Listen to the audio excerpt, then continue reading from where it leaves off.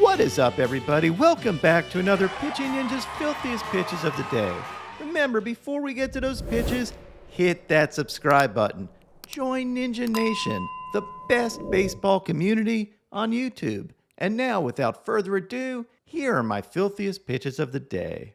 I'm going to start with Javier Assad, who had 4 Ks in 5 innings, giving up no runs. He had this fastball and slider both working.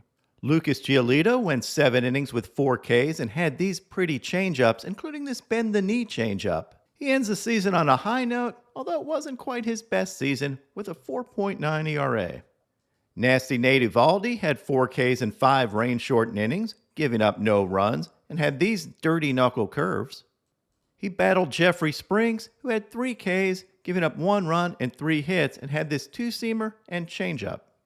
Jameson Taillon had these wicked curveballs and had 5 Ks in 4 innings. His ERA this season ends at 3.91.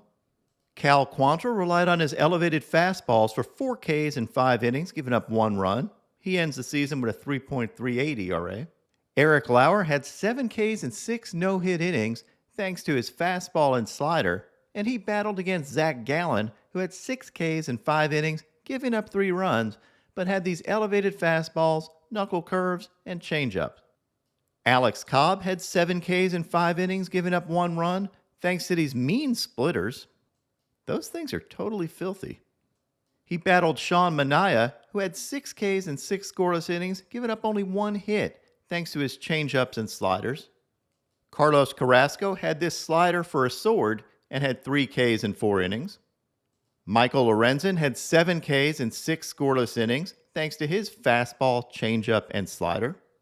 And he was up against Cole Irvin, who had 5 Ks in 6 scoreless innings, thanks to his fastballs and changeup, and had this hilarious moment as he hit Shohei Ohtani in the elbow. Ohtani walks down to first base, turns to Seth Brown, and tells him he's going to get his revenge tomorrow because he's pitching today. Brown says, "Please don't do that to me." Not only is Shohei a stud at the plate and an ace pitcher, but my man's also a comedian. Julio Urias had 4 Ks in 5 innings. He did give up 2 runs, but had these sweeping breaking balls and his changeup working. He finishes the regular season with the lowest ERA in the National League at 2.16. Braxton Garrett had 7 Ks in 4 2/3 innings thanks to his fastballs and filthy breaking balls. He ends the season with a 9.2 K per 9. He battled against Jake Odorizzi, who was really good, with 7 Ks in 5 innings, giving up only 1 run, thanks to his fastballs and these dirty splitters. Odorizzi came up big when the Braves needed him. Taijuan Walker had these filthy splitters on his way to 10 strikeouts in 4 1/3 innings, giving up no runs and only 4 hits. An absolute dominant performance by Walker, and he looks really sharp heading into the postseason.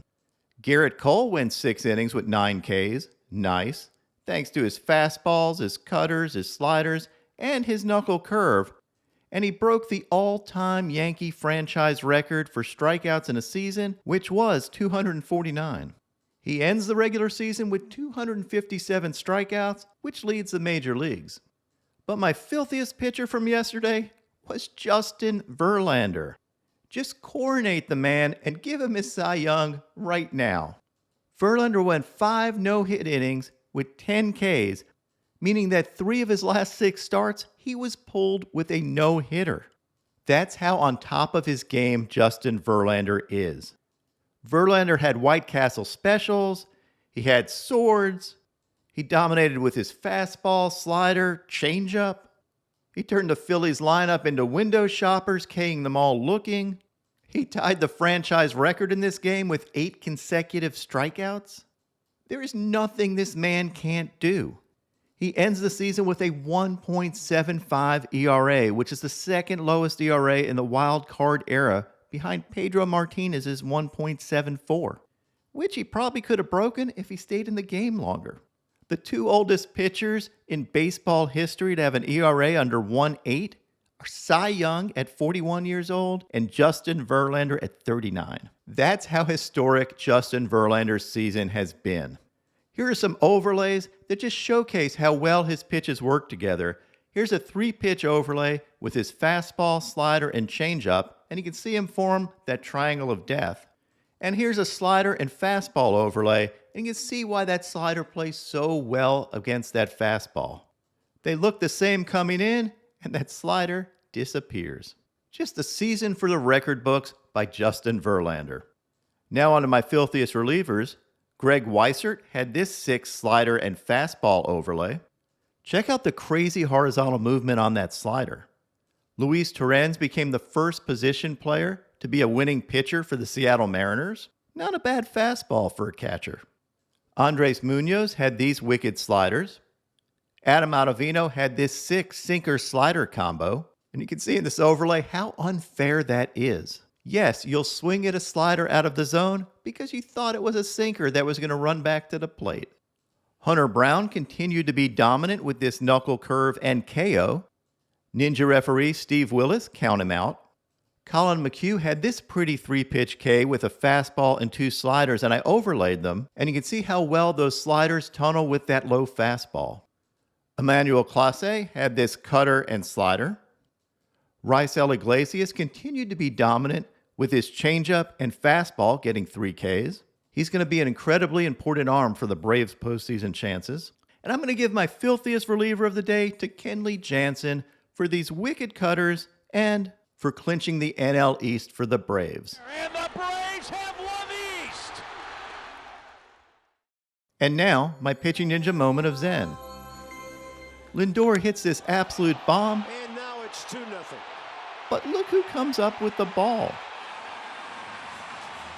He's a good boy. You got a lucky mark in the park still. We got a new play toy. I don't think he's giving that one to Bob or anybody else.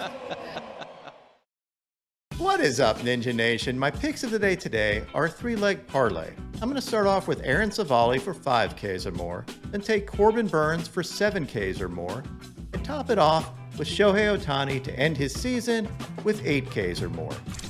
What would your picks of the day be?